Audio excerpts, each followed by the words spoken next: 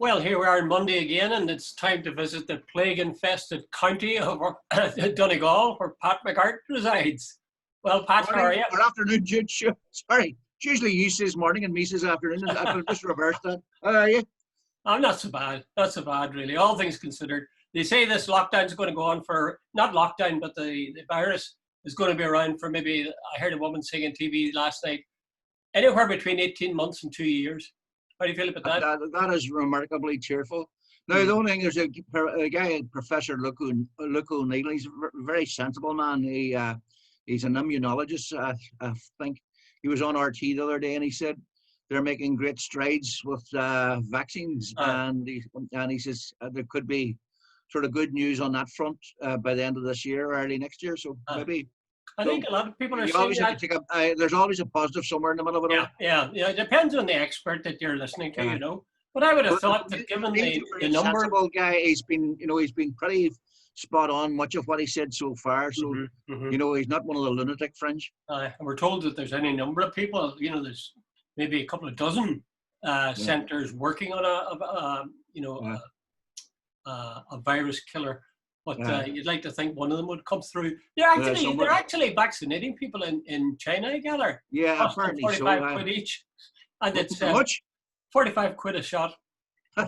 And they're queuing around the block, as anybody would be. But I think it's not been fully tested. If it's 45 quid, Jude, I think it's well worth it. That's right. 45 quid for your life. Okay, Aye. Pat, let's get down to business here. We've got three little items we want to look at. One item, which is quite large and very much in the headlines, is that of Edwin Poots and what he has to say about the way the virus has spread and where it has located itself. Do you want to outline what he has been claiming?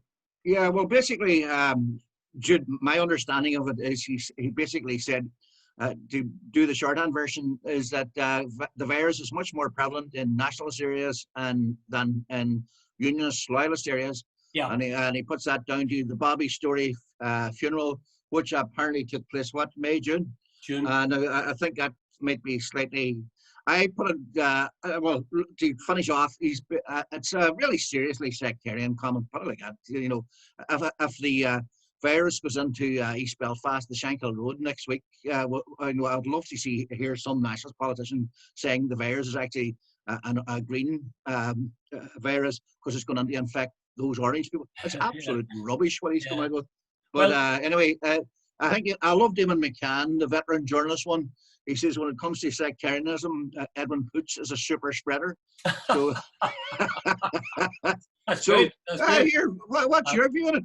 Well, I similar line you. I just checked up on the details of it, and you're right. He has said that the virus is located in nationalist areas much more than in unionist areas, and he actually gives figures. He says a proportion of 6 to 1, 6 times as many nationalist areas infected as unionist areas infected. He That's says actually factually incorrect, isn't it? Of course it is. Yeah. I've got facts and figures here. The other thing he said was that it was a Bobby Story funeral that spread it, and it was GAA celebrations that spread it. Yeah, I heard that one as well. Yeah. Now, I would tend to agree with him on the GAA club celebrations. You remember that Notorious? Yeah. I mean, those guys were definitely breaking social distancing and all the rest of it. So I would expect that would have spread it actually. But then you come down to this claim of 6 to 1, and it really is rubbish. Now, where you are, Pat, in Donegal, you're right beside Derry and Strabane. And in Derry and Strabane, Edwin Poots is right in that the figures are more than 800 people per 100,000 in that area. Yeah. But Belfast, on the other hand, is only 500 in every 100,000. But if you go to Newry and Mourne, which is a really nationalist area also, it's only 300 per 100,000. Yeah. And Fermanagh and Omagh is only 200 per 100,000. So, I mean, you look at it and you begin to see that occasionally he gets it right and occasionally, more often, he gets it wrong. But Jude, I can give you a far better explanation for Derry, Strabane, Donegal. We're border counties, and there was no rules, and there was no rules in common. In common. and people were coming over. Some were wearing masks, some were not. Yep. People were coming from Belfast and going in holidays in Donegal. People here were in lockdown. They weren't in the north. You could fly into Dublin and you were told you had to self-isolate for 14 days. You could fly into Belfast and told no, you weren't. Yeah. So we're on one island, but so if you're sitting somewhere in Belfast, it's highly unlikely you're going to have much of that. But when you're in a border county, in a tourist county, in an area like this, where you're getting a massive influx of people coming here during the summer, and there's no commonality in regard to the guidelines. I would suggest is the real problem. Well, I mean, we're on one island, and one set of rules might have helped. Yeah, he's claiming that it came from the Bobby Story funeral. Well, that's a bit ridiculous. That was May or June. Yeah. Sorry, that was we're now in June. October. So it must have been resting up before it headed. Yeah, before it decided to attack those nationalists. And as for the celebrations, when were they? They were around the same time, weren't they, or shortly after? Shortly after, certainly July at the latest, I think. Yeah. But I mean, it just doesn't stand up. I think it's what's disappointing. I think is that people who, because of their political allegiance, are prepared to give them sort of tacit support. For example, Peter Weir, who's a DUP colleague of Edwin Poots. Now, Peter Weir's an intelligent guy. And Peter Weir said, oh, well, Edwin has a right to express his opinion. Well, this isn't opinion. He's saying this is a fact. Six to he's one entitled to his opinion, but he's not entitled to his facts. Exactly. Yeah. And that's kind of disappointing coming from somebody like the likes of Peter Weir. And likewise, he was on, I don't know if he was on, but certainly was, Nelson McCausland was on today on Talkback. I don't know if you heard it. And really, I believe William Crawley should have really gone to work on it, because this was the central claim, 6-1. He should have been ticking off the various places and saying, well, where's the 6-1? It simply isn't true. And the word for that is telling lies, But it was sort of slid away from, and it was his opinion. I thought the person who had the best line on it, well, even McCann's wasn't bad, but the UUP, Steve Aiken, said that the virus was an equal opportunities killer. Yeah. Which I thought was... Well, I think most reasonable people would say that this virus is spread all over the world, and it could hit East Belfast or Ballymena or Portadown tomorrow just as quickly. It depends if somebody who's a super spreader comes in and goes to a party, goes to a funeral, goes to a wedding or something. There was one case, I think, in South Korea, where one person went to a nightclub and infected something like 50 people in the space of a night. And then the exponential, those 50 people go home and probably, spread it out. So that's all you need. So this, this sort of thing, that it's an orange or a green virus is for the birds. Well, you see, when politicians speak, certainly when the likes of Edwin Poots speaks, I think they're talking to their constituents, not so much to anybody else. And that kind of thing, I would suspect, goes down very well with the people who would vote for Edwin Poots. I mean, don't forget, Edwin Poots was a Minister for Health, as I remember, and he certainly had views on health here. And you remember how he was the guy who refused to let gay people get blood? You remember the reasons he said for it? He said he wouldn't have it because they should be excluded, because he felt that it was risky behaviour they engaged in, and that risky behaviour was best defined by saying it was someone who has sex with somebody in Africa or with prostitutes. Well, anything I say after that's just going to be taken the wrong way. By the way, isn't he? He's got some strange views. I'm not certain of this. He's got some rare creationist views as well. Oh yeah, 6,000 year old. Some news in the back of my head. Yeah, 2,000 years. No, 4,000 years before Christ. That's when the world was invented. The universe was invented. Sorry. It's incredible the things that people believe. I remember him being on a program where how do you call that little chap that writes he used to be a Conservative MP, and he's a columnist for the Times in London. But anyway, I know the guy. Matthew Paris. Matthew Paris.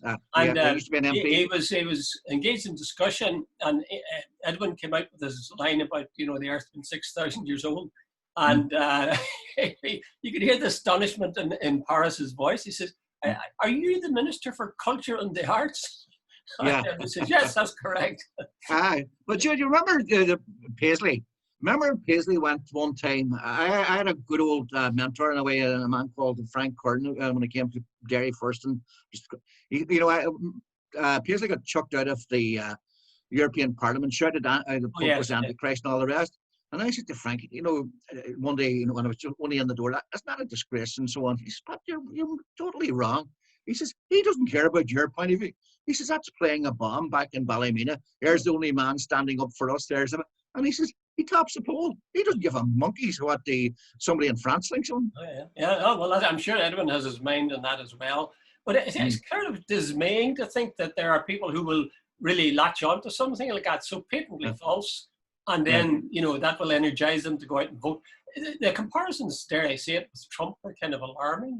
It's sort of a worship of the leader, and the facts. But Jude, now it's become so divisive politics that you play to your own base and you don't have a monkeys about the other side. Hey, which leads me on, you segue into Jennifer, or Jacinta, I keep calling her Jennifer, Jacinta Ardern was elected with a landslide in New Zealand last Friday, Saturday. And I read this morning that she is offering to the other parties that didn't get in seats on her government because she wants to reflect the views of the entire country. That's an example that I think Trump, the Americans could certainly need to, there's a country that needs to heal. Britain as a country that certainly needs, it's the most divided country probably in Europe right now. So it takes a woman, and a young woman, to show all these white old men that the road they're going down is not the right road. Well, I mean, it's an extraordinarily, I didn't know that, but it's an extraordinarily generous gesture. I'd be a wee bit worried about it in the long run, because, as I say, all politicians have their eye on being re-elected.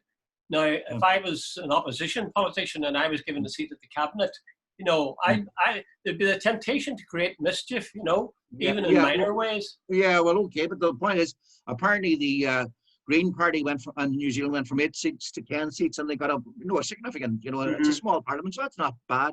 Yeah. And one of the Green Party people apparently is a bit of an expert in this whole climate change, and they think that that's one of the reasons that she might be extending the hand of friendship to him, because he knows what he's talking about. Mind you, coming together of political parties with different views, or even the same views, can be a recipe for disaster. I mean, you don't have to look too far. Yeah, but during a time of COVID and all this and a crisis, a national unity government's not a bad thing. Well, you've got a Fianna Fáil and Fine Gael, essentially Fianna Fáil, Fine Gael. I know the Greens are in there. They're running the South, and there are those who think they're not doing. But it's not a national unity government. The Labour Party, and there's a smaller party. Apparently, it's called Sinn Féin, who got most votes. They're not in it either. Yeah. Okay. Well, we'll draw a veil over that and move quietly on. The other item was in the news, Pat, and it was very disturbing. Really, was that beheading of the teacher in Paris suburbs because he had brought in copies of those cartoons that Charlie Hebdo, is it that was the journalist? Which mocked the Prophet Muhammad, and word got out, and this guy came and stabbed him. Young guy came and stabbed him and cut off his head. An 18-year-old Chechen rebel, or cut off his head. There's something terribly primitive and awful about that, You just sort of want to get sick. Although it's illogical. It's illogical at the same time, because once you're dead, there's not. No, exactly. But it's a horrible. It's a horrible way to die. So what do you think? Was that do you have any views in this whole thing? Yeah, Jude. Someone. You see, right? Before you start, just before you start, I would add the fact that there was a huge demonstration, as you probably know, in Paris in support of the teacher and his right to do what he did. Yeah. Go ahead. Right, Jude, I think a lot of people are probably the same. See this thing, look, a lot of these Muslim people have come to France as refugees, migrants, immigrants, whatever you want to call them. They're come into an old settled society, old European society like the French. And I think it's a bit rich. The French have a very liberal attitude to democracy and freedom of speech. And I think a Muslim come in to say to somebody, by the way, that's insulting, so we're going to behead you. I think that I had serious issues about that whole question about their right to impose their views. Like, we're going to bring Sharia law, but then you reverse it. Is it necessary for a teacher to bring in photographs or whatever is a depiction of to insult somebody? No, I am told, or no, I am not told. I read that he had said to the Muslim kids, "I would suggest maybe you leave before we discuss this because it might be insulting to you." And by the way, the whole the actual class he was teaching was about freedom of speech. Yeah. So look what happened to him about freedom of speech. Now, I don't think that this is doing the Muslim Islamic faith much good. It's lack of tolerance to the belief of others. And, Jude, here, I'll drop it because I could keep going and I'm going to bore everybody to death. But if I went out to Saudi Arabia and walked up and down the street with my crucifix and my Bible, I don't think I would last too long. So I think it's a wee bit rich from people coming over to European societies and sort of demand that they adhere to their viewpoint. Mm. So there's a clash of cultures definitely going there. There certainly is. I don't know that I want to interpret the fact that your man got his head cut off or that attack was made in Charlie Hebdo and identify that with the great bulk of the Muslims living in France. But Jude, hold on, can I stop you here, Jude? There's been quite a few attacks right across France. Minor, not minor. No, there's been there was a what do you call it? Kidnap situation and a hostage situation in a supermarket. There was a manager of a factory beheaded by a guy. These are they're not making massive headlines, but they're happening quite regularly. Yeah, I think I would tend to say that most I would say probably, let's put a figure on it, 80%, 90%, 95% of Muslims in France would be pretty well horrified by that kind of attack. The fact of the matter is, the Muslim faith is a peace-loving faith, and it's only, just as with some Christians, who see anybody who's not just like them as being a spawn of the devil. But it raises a very interesting point, I think, and that is, what are you allowed to mock in a free society? Because I'm sure the people who were out demonstrating in Paris yesterday, and people connected with that poor teacher who was beheaded, and the journalist, anybody connected with the journalists of Charlie Hebdo, those were killed, they would say, you should be free to mock. This is a free, open society, and you should be free to laugh at and make a fool of whatever you want to make a fool of. Yeah. The only thing is this, that doesn't stand up. I don't think, for example, supposing some Muslims, or supposing if I was able to draw and I did a cartoon of the beheading of that teacher, or I did a cartoon of laughing at the attack on Charlie Hebdo and the deaths that resulted, there's no doubt about it, that would not be tolerated. Yeah. That would absolutely, people wouldn't even have to think for a second. They would say, you cannot do this kind of thing. So there are cases where, because we treasure human life, we value it and so on, and we don't think it's a thing to be mocked. Yeah. But then on the other hand, Muslims don't believe that Muhammad, the Prophet Muhammad, is something to be mocked. It's very dear to them. So, I do think liberals, there's an Achilles heel to liberalism, which is very glaring and that is very rarely acknowledged. That is to say, they are in favor of liberal views and openness on things that they don't value particularly, like, say, Muslim faith, but they're not quite so liberal when it comes to attacks on things that they value, like, for example, I'm quite right, for example, human life. Yeah, I Jude, I agree with not all of that. One of the things, Jude, in sort of a liberal democracy, you're entitled to your beliefs and you're entitled to express your opinion. What happened on Saturday was the beheading of a man by a guy who disagreed with his right to do that. Now, that's a big difference. I don't think it's your religious beliefs should be matter for you totally. What somebody else thinks, if somebody did mock Jesus Christ and a Muslim mocks, we would say, hey, we probably don't like it, or I know a lot of Christians would be offended. but I don't think anybody would go around and look for the guy and behead him. Yeah. You know, there's a slight difference. You know, one is an actual belief, and the other is an actual act. But you see, I think we're talking about what people do and then what the reaction to it is. We haven't talked about whether they should do that thing in the first place. You know, I don't think that cartoonists should be mocking the prophet, let's say the Jesus Christ of Muslim faith. You know, they really shouldn't be doing that. I mean, and as if I were a Muslim and I knew this teacher not only was mocking them, but he was taking young people, impressionable young people, and showing them mockery of the Prophet Muhammad. I would be very upset about that now. Of course, that doesn't justify my going in and cutting his head off. But I think that he was wrong to do that in the first place. And likewise, I think Charlie Hebdo was wrong to do those. Look, but this is a French man in a French society teaching French kids. And they've got a way of life and a viewpoint about liberal democracy that doesn't match with the more austere fundamentalism of certain people. No, but hold on. You're not entitled, nor am I, to sort of determine what people can do. Now, I agree with the part that you say they shouldn't have done it, but I agree with their right to do it. Well, I just think if the shoe were on the other foot, it wouldn't work. For example, would you say that I have a right, or any French citizen has a right, or anybody in the world has a right to do, say, a mocking cartoon of the beheading of that teacher? No, but Jude, no, I'm right. But that is a physical act. That's something that happened. The other is a belief system. Jude, have you? Let's take it this way. But hold on, Jude. I have never met anybody who's gone to heaven and come back here. It's a belief. But But if somebody took a photograph now and put up, isn't this funny? And a photograph of a guy without his head. I can see that.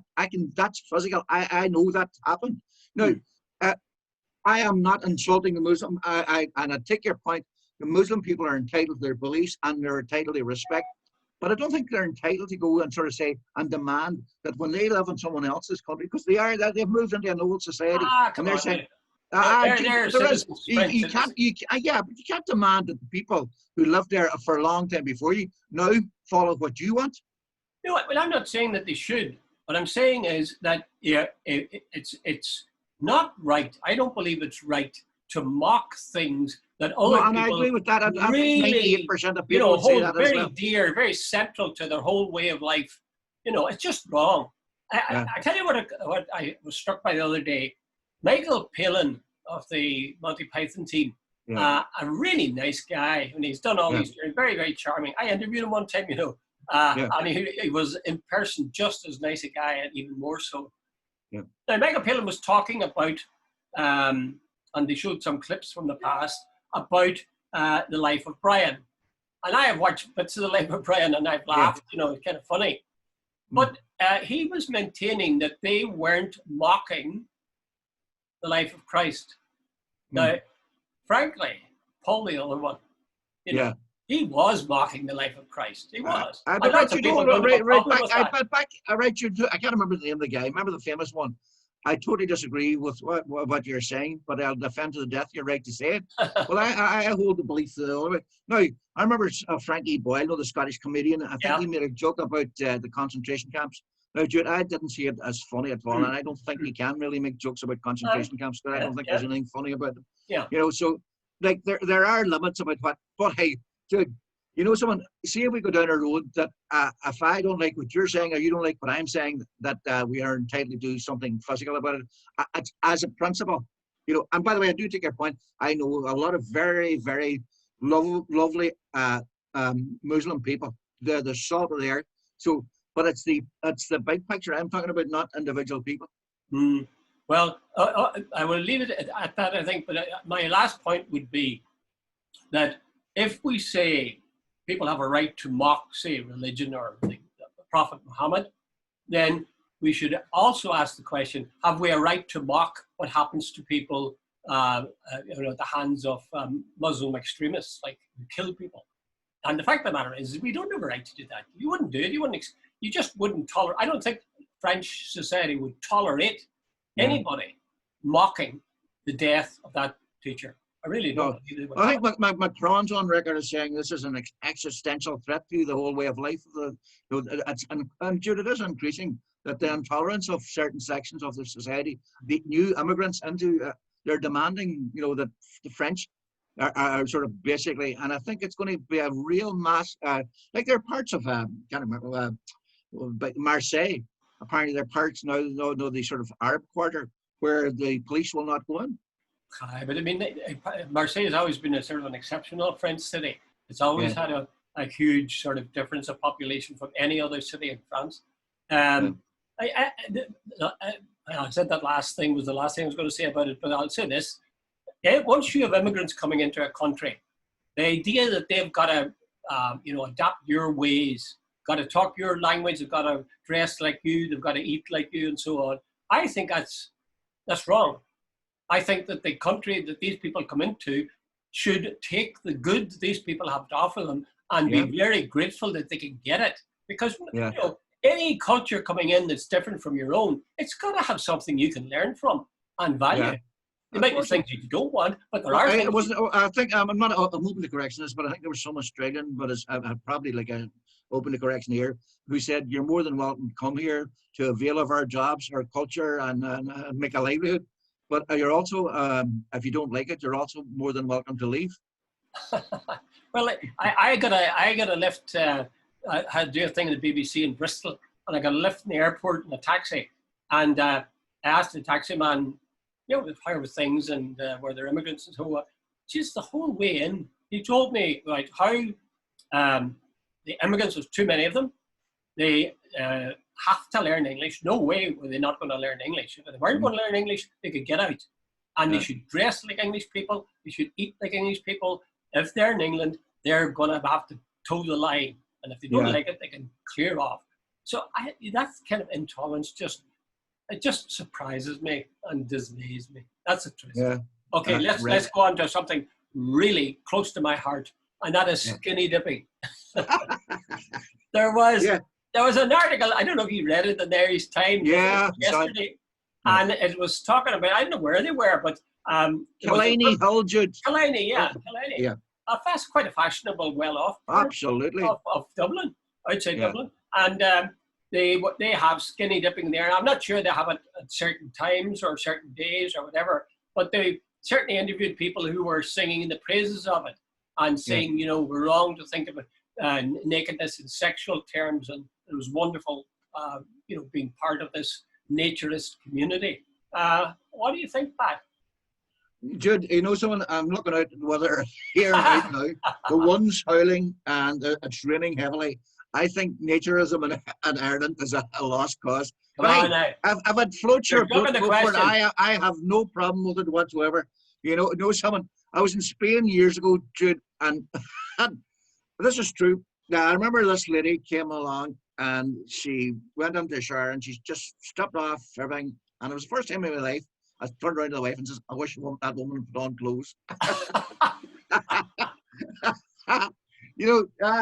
Jude, look, whatever people want to, I think we Irish have a terrible hang-up that, we were chatting about it the other day. Anything to do with nakedness or it's always a sexual content. The Germans and the French have a far more open, attitude to it. If you go, there's a famous story about a woman in Derry. Apparently true, not apocryphal. It's true. And I was actually told her name. She took way back about 1970s, or maybe early 80s.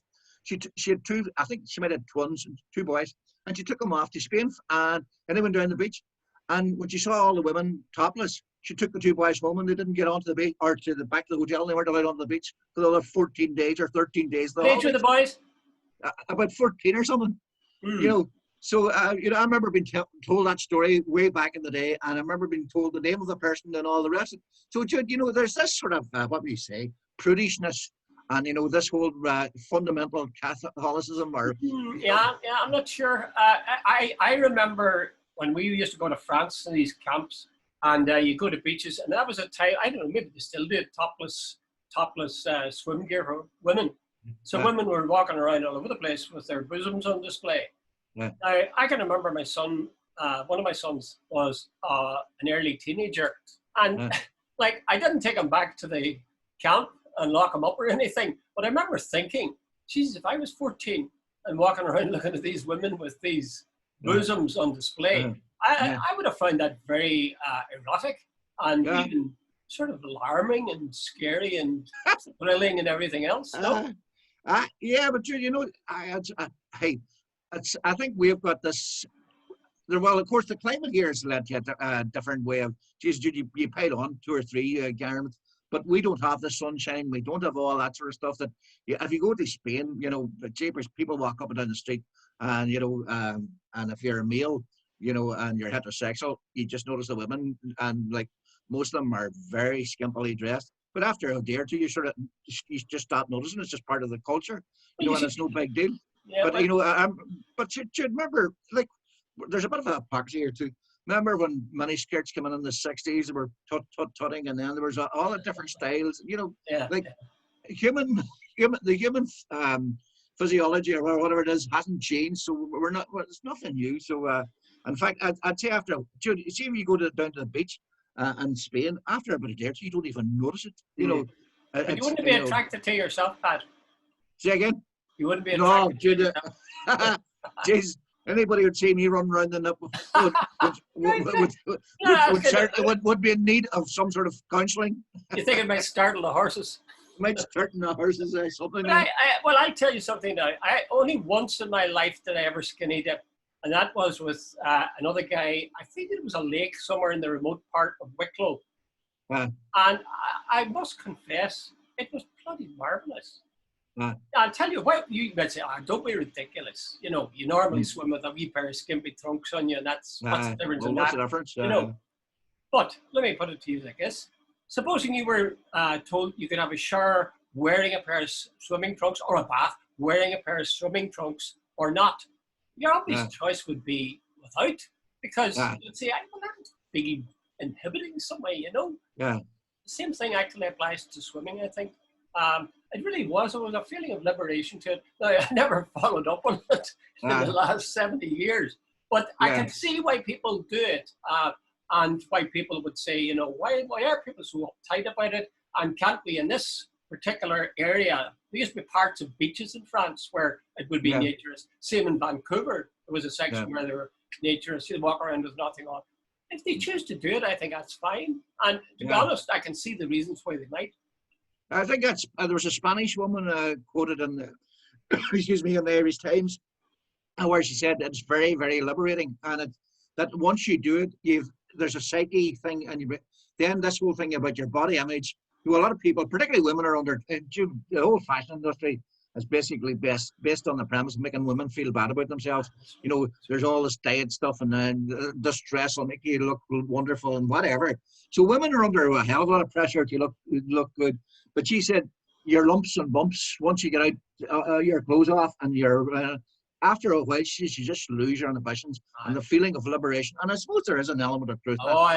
We Irish, we always associate nudity with sex. Yeah. Well, even apart from that, you know, the aesthetics of the thing, the fact of the matter is, most of us, our bodies are much better with clothes on than with clothes off. Absolutely. You know, and certainly once you pass, it's actually quite a narrow little window where it applies. You might say that people would look better with their clothes off than their clothes on. Yeah. You know, because between 20 and 30, you know, after that, it's downhill. So, Jude, I remember reading Glamour, one of these Glamour photographer guys in the 1970s or 80s, and he claimed that, this is absolutely, but he claimed the human body was like ripe fruit after about 18. Well, that's true. It's true. Yeah. That's one of the things that they don't tell you about getting old, you know. Yeah. Is that you just everything goes south. Everything. Well, you just look a hell of a lot worse. And what's more, you're stupid. I said that one time on a radio program, and there was several older people that weren't pleased with me. I said, the older you get, the uglier you get, and the stupider you get. And that's true. Yeah. I'm not. I can see why you were so popular in that program. Huh? I can see why you were so popular in that program. Especially the two guys. Well, they didn't like the stupid bit, but it's true. No. Would you agree? Would you agree? Talk about age, wisdom of the age. There's no doubt about it. Yeah. As you get older, there's a time. You know, Jude, see, when I was about 18 or 19, I could go out and have 3 or 4 pints of Smithwick's and what do you call it, and wouldn't put on an ounce of weight. Now, if I looked at a pint of Guinness, I put on half a stone. You know, that's the reality of it. You know, your body just slows down. So there is a period in your life where you can, you know, and I think it's true of everybody, that you'll never get back again. That's sort of maybe from about 14 to about 22. We didn't. Youth is wasted on the young. Youth is wasted on the young. Who said that? Okay, let's hear it. Jude. Well, listen, wait, before you go, tell people to watch, if they get Netflix, watch The Trial of the Chicago 7. It's on at present. It's a movie, and it's well worth seeing. Have you seen it? Okay, Jude.